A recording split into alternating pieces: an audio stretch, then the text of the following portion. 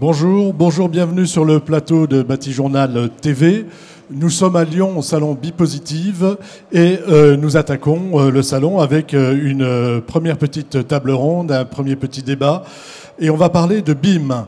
Alors vous allez me dire c'est le sujet tarte à la crème du moment. On en parle beaucoup. L'idée c'est de voir où on en est et on va faire un premier petit retour d'expérience. Et ce retour d'expérience, on va le voir du côté des bureaux d'études et des entreprises. Parce que c'est vrai qu'on théorise beaucoup, mais on ne sait pas vraiment comment ça se passe dans la vraie vie. Donc j'ai demandé à deux personnes de venir pour en parler et pour voir comment dans la vraie vie ils ont fait et ils se sont accaparés ou pas le BIM. À ma gauche, monsieur Dominique Sénat, bureau d'études Sénat Ingénierie, bonjour. Bonjour. Sénat Ingénierie, vous intervenez dans quel domaine?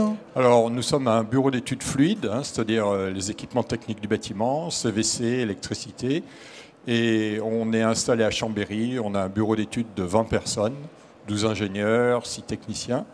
Et notre domaine d'activité, ce sont les bâtiments tertiaires, les bâtiments publics comme des EHPAD, des gymnases et aussi le résidentiel, des hôtels, beaucoup en montagne. Tout ce qui concerne les fluides. Oui, donc c'est les belles images BIM qu'on voit avec plein de tuyaux partout, c'est ça? C'est ça, c'est ça. En face de vous, monsieur Philippe Valentin, vous êtes directeur du groupe Valentin. Bonjour. Bonjour. Le groupe Valentin, c'est combien d'entreprises et vous intervenez dans quel domaine? Alors, une petite vingtaine, donc à peu près 150 personnes. C'est essentiellement des PME et TPE, où j'ai la chance d'avoir un petit peu toute la chaîne, contractant général, gros œuvres, essentiellement sur des bâtiments industriels, du logement, de la réhabilitation, de la rénovation. Alors, tous les deux, vous avez investi dans le BIM. On va commencer par vous. Pourquoi vous vous êtes lancé finalement en tant qu'entreprise dans le BIM, puisqu'habituellement, on sait que c'est plutôt du côté des bureaux d'études et du côté des architectes que ça commence, et normalement du maître d'ouvrage. Alors, c'est une démarche un peu particulière, parce que c'était il y a quelques années où, de façon factuelle, le marché est très contraint. Donc, pour moi, c'est de trouver d'autres voies possibles. Donc, je me suis mis un petit peu avant tout le monde sur le BIM. Et la subtilité, c'est que je l'ai appliqué en mon sein de façon pragmatique pour voir ce qu'on pouvait en tirer, l'avantage. Et donc maintenant, on est opérationnel. Donc c'est d'abord une expérience interne avant d'être une expérience avec vos clients. À la limite, vos clients, au début, n'étaient pas au courant que vous travailliez comme ça? Non, j'ai fait un petit peu en cachet pour ne pas trop en parler et puis voir un petit peu jusqu'où on pouvait aller. Et puis maintenant, on suit des projets externes. Soit où on construit, soit en BIM manager sur des projets relativement ambitieux. D'accord, donc vous êtes parti un petit peu en avance. Oui. Si on parle d'argent, en termes d'investissement, formation, matériel, logiciel, pour un groupe comme le vôtre, est-ce que ça représente un investissement important? Alors là, c'est un point important, c'est qu'il faut démystifier un petit peu l'approche. Je vais choquer un petit peu, on peut se mettre dans un projet BIM avec 0 €. Voilà. Donc ça casse les cloisons en disant... Donc vous n'avez pas besoin de logiciel, pas besoin de matériel au tout départ, c'est-à-dire il y a pas mal de logiciels qui sont gratuits. Donc on peut s'intégrer dans une équipe BIM, d'accord, si ce n'est qu'on ne peut pas enrichir la maquette, développer, etc. Mais c'est une première approche, déjà pour s'acclimater un petit peu. La première approche, c'est d'aller voir comment ça se passe. Exactement. Et après, c'est de voir au niveau de l'entreprise vers quoi elle veut tendre dans le BIM. Et là, après, les investissements découlent de façon relativement simple. La problématique, c'est de savoir ce qu'on va faire, c'est ça, c'est quel type de maquette, jusqu'où on va pouvoir aller, jusqu'où on veut aller par rapport à un investissement, enfin par rapport au travail qu'on veut faire et ensuite un investissement. Voilà, donc ce qu'il faut, c'est dissocier la maquette 3D au BIM, parce que souvent on dit la maquette BIM. Donc le BIM, c'est avant tout une approche collaborative. Et puis la notion de base de données. Voilà, c'est ça qui est important. Après, visuellement, c'est vrai que quand on voit des belles images en 3D, on se balade dans le bâtiment, on se dit ça c'est du BIM. C'est sûr que c'est la matière première pour discuter sur un projet. Donc c'est avant tout une autre façon de travailler, de façon collaborative. C'est-à-dire que quelqu'un qui est mauvais dans la construction, le BIM, il sera toujours aussi mauvais. Donc il faut avoir les bons fondamentaux. Par contre, c'est vrai qu'une fois qu'on a intégré la démarche, qui n'est pas si simple, parce que moi j'entends Yaka, Faucon, donc manifestement c'est des gens qui n'ont jamais mis en place des projets BIM, mais une fois qu'on a intégré les rouages, honnêtement, à la fin, c'est un régal. On maîtrise vraiment son sujet, on maîtrise ses coûts, et économiquement, au bout du bout, ça devient rentable. Alors, on va voir avec vous, Monsieur Sénat. Vous aussi, vous avez investi. Vous aussi, vous vous êtes lancé dans le BIM. Pourquoi vous êtes lancé au départ? Alors, déjà, on fait du BIM avec nos outils 3D. Hein, c'est-à-dire que nous, on avait des logiciels. Nous, on utilise Plancal Nova, qui est un outil de CAO, conception assistée par ordinateur, qui nous permet de professionnaliser notre métier. C'est-à-dire on fait en même temps du dessin 3D et du dimensionnement. Oui, donc tout l'aspect 3D n'est pas une découverte pour vous. Voilà, les outils, on les a. C'est vrai que c'est des outils qui sont assez coûteux. Hein. En investissement, pour donner des ordres de grandeur, nous, donc sur 5 postes de techniciens, on doit avoir 50 000 euros d'investissement. Et puis, chaque année, on doit avoir 7 000 euros de licence. Et je n'inclus pas là-dedans la formation. Hein, parce qu'il y a beaucoup de formations au départ et puis très régulièrement, c'est quand même des outils complexes qui évoluent et donc nos techniciens régulièrement sont en formation. Donc c'est le BIM, on le fait avec nos outils. Ça, ce sera aussi un sujet à discuter peut-être, c'est la compatibilité des outils, parce qu'il y a plusieurs intervenants dans le BIM. Voilà, c'est comment travailler, c'est qui est-ce qui intervient, comment se passent les choses. Et la compatibilité des logiciels eux-mêmes. Parce qu'aujourd'hui, vous n'avez pas cette compatibilité, vous n'arrivez pas à trouver cet échange qu'on nous vend, on va dire, avec le BIM. Si, pas avec les IFC, on a des échanges. Bon, voilà. Mais tout comme les logiciels informatiques qu'on utilisait pour le dessin depuis 20 ans maintenant, il y a des problèmes de compatibilité et tout n'est pas hyper simple. On est obligé de pas mal travailler sur les plans quand on utilise. C'est pas si simple. Ça, c'est déjà un premier retour d'expérience. Pas si simple et il manque encore peut-être. Est-ce que vous travaillez avec des plateformes d'échange? Oui, mais ça ne change pas grand-chose, les plateformes d'échange. Le sujet, c'est les maquettes des uns et des autres, comment elles sont compatibles et quel travail on a à faire sur les maquettes qu'on reçoit des autres et sur lesquelles on intervient. Aujourd'hui, la plupart des gens qui travaillent en BIM font chacun leur maquette et on arrive à regrouper ces maquettes. On n'intervient pas sur une maquette unique. Alors, dans votre retour d'expérience, il y a une deuxième chose, c'est que vous dites finalement, on ne travaille pas beaucoup en BIM, on ne nous le demande pas beaucoup, et aujourd'hui, c'est quand même pas, c'est pas du tout encore rentré dans les mœurs. Oui, effectivement. Et je pense que pour bien comprendre le propos que je vais tenir aujourd'hui, il faut quand même contextualiser notre activité et la taille de notre bureau. Donc, on a un bureau de 20 personnes, ce qui en bureau d'études techniques, c'est déjà une taille assez conséquente. Hein. C'est pas un gros bureau, mais c'est déjà du monde. C'est déjà une structure très organisée. Et puis après, il faut se poser la question sur quoi on intervient. Quand on intervient sur un lycée, on peut avoir un maître d'ouvrage, la région Rhône-Alpes par exemple, Rhône-Alpes-Auvergne maintenant, qui a des demandes, qui va dire je veux du BIM et je mets les moyens sur la table pour que. Et puis vous avez d'autres projets, et ils sont nombreux, où vous faites du résidentiel, de l'hôtellerie. Votre client, il veut surtout que ça aille vite, que ça ne coûte pas trop cher. Et donc, il vous demande d'être optimum dans ses attentes et pas forcément de vous livrer une maquette numérique. C'est pas forcément quelque chose qui l'intéresse finalement. Ça l'intéresse pas forcément. Bon, un promoteur, souvent, il n'est pas très intéressé par ce que pourrait être le résultat du BIM, c'est-à-dire la maquette numérique, hein, l'avatar du bâtiment numérique qui lui permettrait ensuite de le gérer facilement, puisqu'il l'a vendu, ce bâtiment, c'est plus son problème.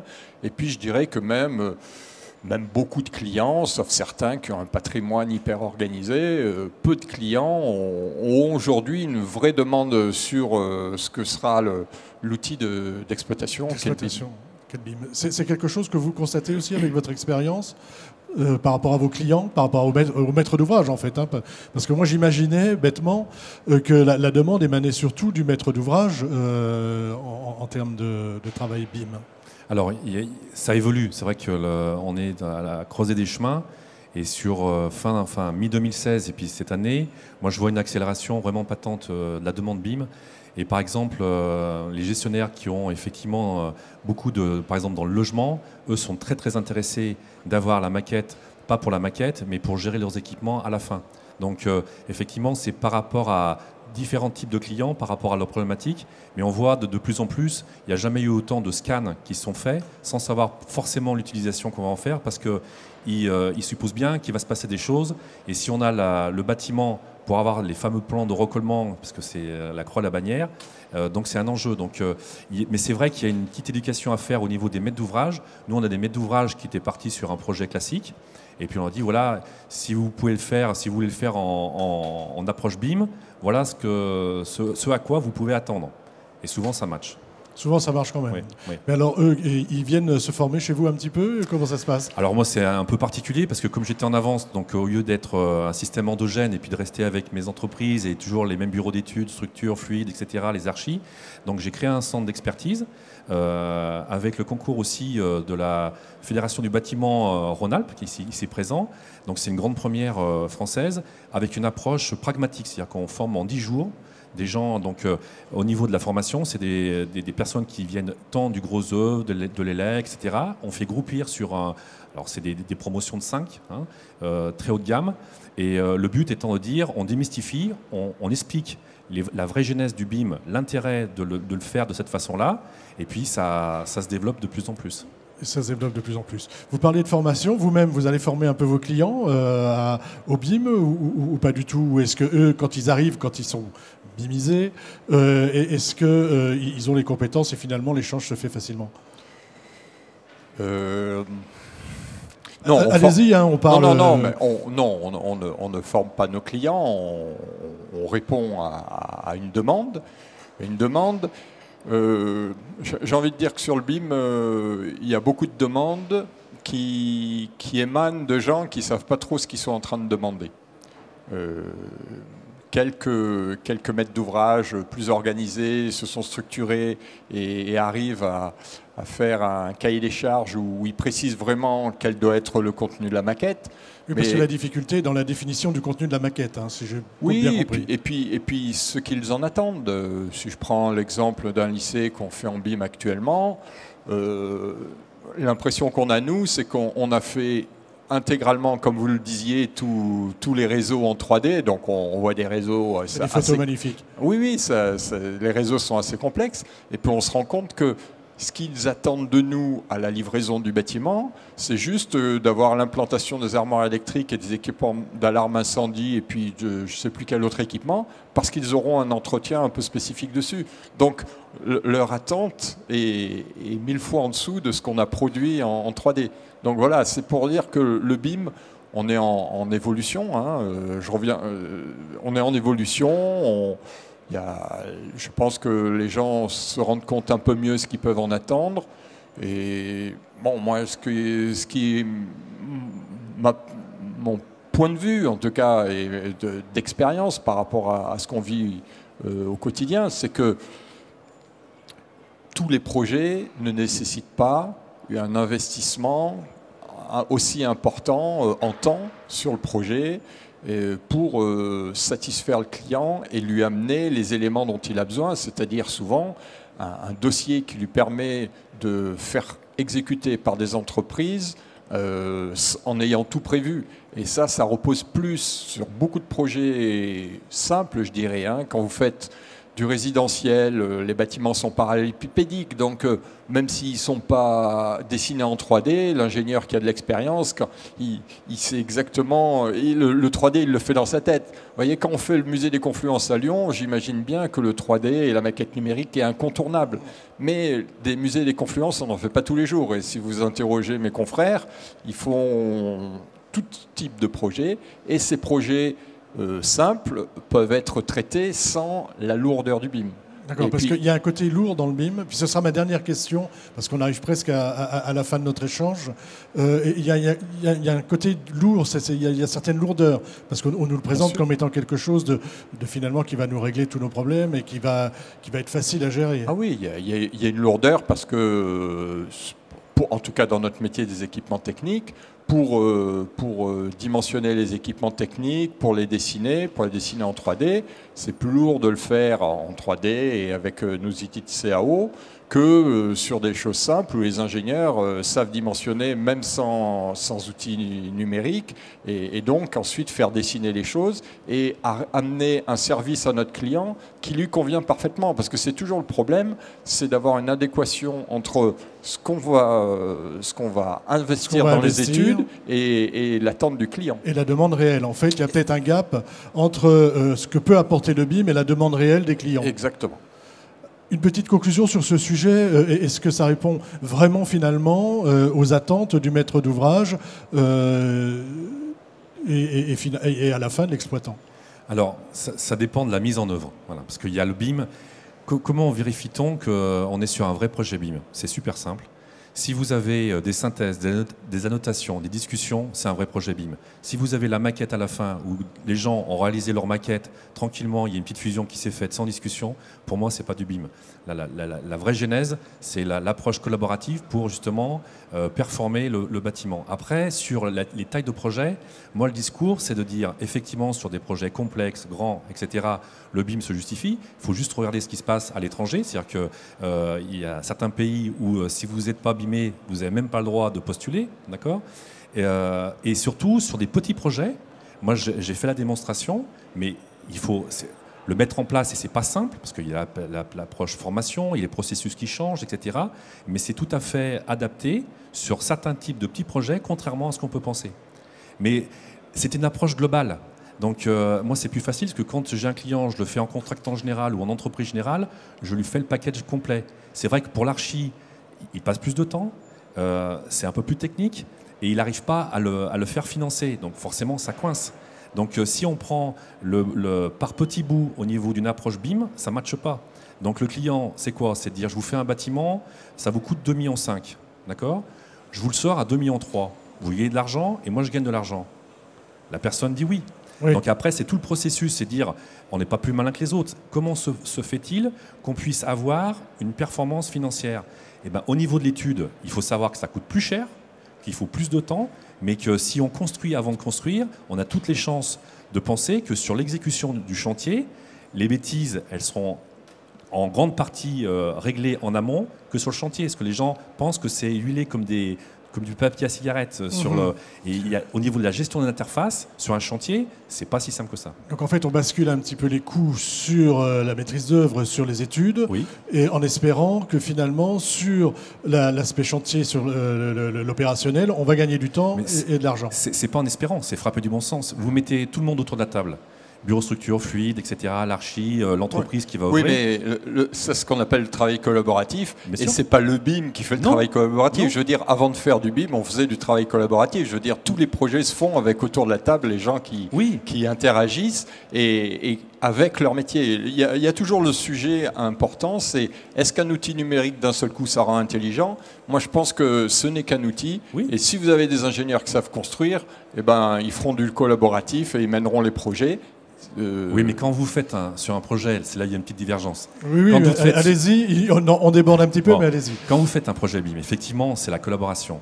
Là, on suscite sur la même matière, sur une maquette. Donc on force les gens à discuter en disant l'interface ici, ok, il y a une réservation qui est sous-dimensionnée par rapport aux fuites, par rapport aux gros œuvres, et c'est très visuel. Donc ça peut être vu comme un prétexte, mais ça force les gens à faire du travail collaboratif. Parce que quand on pense que le bâtiment, c'est collaboratif, c'est ce qu'on appelle de l'ingénierie simultanée, c'est une niaiserie. Je pose mes mots, c'est-à-dire que dans la vraie vie, ça l'est un petit peu, mais pas tant que ça. C'est quoi? C'est un maître d'ouvrage se prend la prestation d'un archi, on lui fait un beau projet, après ça fait un aller-retour, l'économiste il commence à faire le budget, on expose le budget, ça fait rêver le client entre-temps, oui. Les bureaux structures, ils ne sont pas engagés à fond, donc ils font une préétude, les fluides arrivent après, etc. ainsi de suite. Donc c'est step by step. Donc la démarche c'est de dire, on a un projet commun et on se met le plus en amont possible. Et si normalement tout le monde est normalement constitué, c'est vrai qu'on partage, alors c'est un peu plus complexe à mettre en œuvre, toutes les problématiques qu'on ne retrouve pas forcément sur le chantier. À tel exemple, quand vous avez, et je finis, et vous finissez, voilà, des plans d'exé, quand on fait du logement, vous les avez étage par étage. Là, sur une maquette, qu'est-ce qui empêche de le faire en totalité? C'est ce qu'on fait. Les quantités, on les a avant. D'accord ? Le chef de chantier, lui, il est bien content d'avoir les coupes qu'il peut réaliser ou le conducteur de travaux directement in situ, plutôt que de demander où ça retarde encore 15 jours, avec des erreurs potentielles, on travaille sur la même matière. C'est mis bout à bout, tous ces dispositifs qui font qu'à la fin, eh ben, un chantier, on entend moins de sillage, de marteau-piqueur, le timing, il est mieux respecté, et je suis d'accord avec monsieur, c'est que ça repose beaucoup aussi sur le BIM manager, parce que comme on est à la genèse du projet, il y a plein de systèmes qui existent, et il faut que la personne ait un spectre relativement conséquent pour faire travailler tout ce petit monde. Merci. Une toute petite conclusion. Oui, je voulais juste évoquer une chose, c'est qu'il y a une obligation future de carnet numérique du bâtiment qui, effectivement, ira peut-être dans le sens d'imposer, d'avoir cette maquette numérique, ce BIM, dans lequel il y aura tous les éléments. Merci, merci messieurs. Merci d'être venus à cette première petite conférence BIM sur le salon Bipositive. Et je vous invite à retrouver cette vidéo sur le site de Batijournal TV et également sur le site de Bipositive. À bientôt, merci.